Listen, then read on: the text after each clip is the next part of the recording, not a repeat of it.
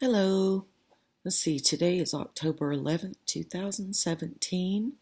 Um, Went to a wedding for my niece yesterday, and that was interesting, and had family in town, and that always is interesting. Um, I've been watching a lot of videos lately of people that have had psychotic episodes, of hallucinations, tactile hallucinations. Um, it's really interesting because the things I was going through in 2008 could probably have been diagnosed as hallucinations, um, especially the tactile hallucinations of being touched and things going on that way, of which I haven't shared the complete story of all of that. But um, I'm just wondering, there seems to be such a fine line between insanity and a spiritual awakening. And the one thing I learned about my personal experience is that there is more to the world than what we see. And occasionally we are offered a glimpse into that world that exists that we don't normally see, feel, hear, or touch. Um, I used my opportunity to keep asking questions. What does this mean? How is this happening to me? Um, if you keep asking questions, I think you eventually find answers. God tells us, to knock on the door, to ask, and you shall receive. So in my personal crisis, it was definitely a mind, spirit, body crisis. I did keep asking, and I did keep remembering scripture like that. You know, ask and you shall receive, ask and you shall receive. And I did receive. Each day I received a little bit more, another piece of the puzzle. And so it was such a journey. I think it would be fair to say it was the beginning of a labyrinth journey, where you're kind of going through a maze, but by the end of it, you find your center space. You find your groundedness. You find out who you really are, from the battles that you fight. And I fought a very real battle. And I've been listening and watching videos of people that have had psychotic episodes, deep depressions, things that cause them to hallucinate auditorily, tactilely, visually. And, myself, I had all three of those things.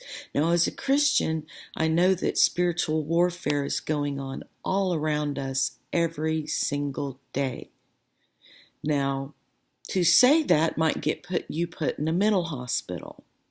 And conveniently, many schizophrenics and many psychotic episodes, and you don't have to be schizophrenic to have a psychotic episode. It could happen from severe dehydration. There's many things that can bring on psychosis.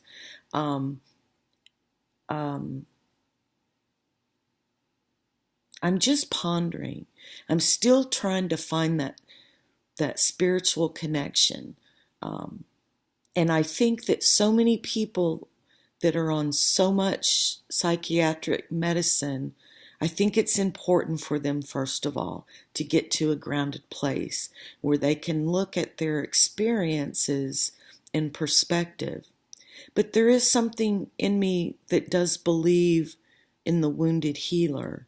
And I think psychotic episodes and even drug-induced episodes, they will take you to the breaking point, and then you will have to figure out who you are.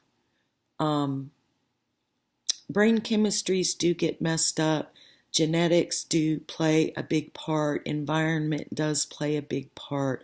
Stress plays a huge part in whose mental health gets triggered, especially if it runs in families. For example, in my family, every single woman in my family, both sides of my family tree, suffer from anxiety issues and then depression issues, migraine issues.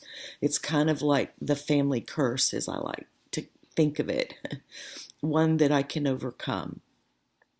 There's a lot of hurting people out there. The world is crazy right now, and it only seems natural that some people would lose it and not be able to deal with it well. I would really like to know what you think about the spirit world, about the world of the psyche, and how it all connects. And how does Jesus fit into all of that for you? For me, I know where that fits in, and I did come to a breaking point where I realized my only sanity was Jesus. I realized that my only safety was in Jesus. And when I called on his name, he answered me. And I was in a bad state. I really didn't even want to be here anymore after I got my diagnosis. I thought, why suffer another 40 years or something and it get worse and worse and worse until I die?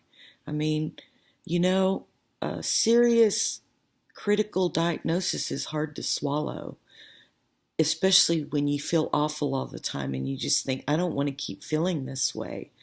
But with God and through Jesus, there is purpose in this life. The blood of Christ is our atonement to these dark entities that do find every opportunity to especially touch the sensitive. And the sensitive feel things. I had a schizophrenic patient. Her name was Mary. And I was assigned to her for 6 weeks when I was in nursing school. I learned more from that one patient than I've learned from anybody, both about schizophrenia and spirituality. And in the end, she found her own connection to God. She called him Yah, for Yahweh, I'm assuming.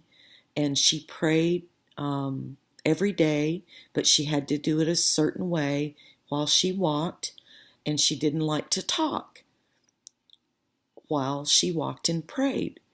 And so one day I walked with her, and I just walked with her, and she liked me for some reason.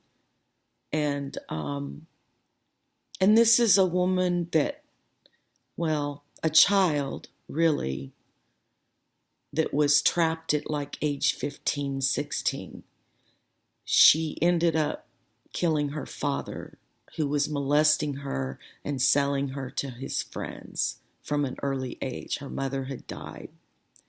In the end, she has a breakdown and she kills her father.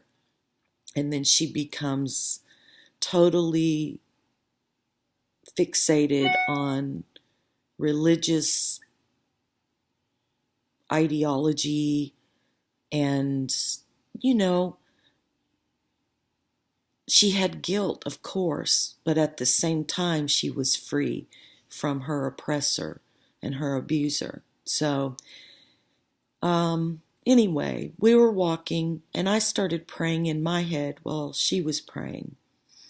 And I even said Yah in her language. And what's funny is when we were done, she said, I heard you praying to Yah in your head. And I want to thank you for praying with me. No one's ever done that before. She actually could hear me praying in my head. And I totally believe that she could. The one thing about mental illness that runs in families, it's another way to really observe. And there is something about schizophrenic people where they are touching something that is there that we don't see. But we got to keep people grounded in reality or they lose their mind and they die. It's spiritual warfare. That's what it is, plain and simple. Satan wants the souls and the minds of all human beings. He's not getting this one. How about you? Find your sinner. Find your God. He is waiting to free you from the insanity in your mind and all around you. Ask and you shall receive. Have a good day.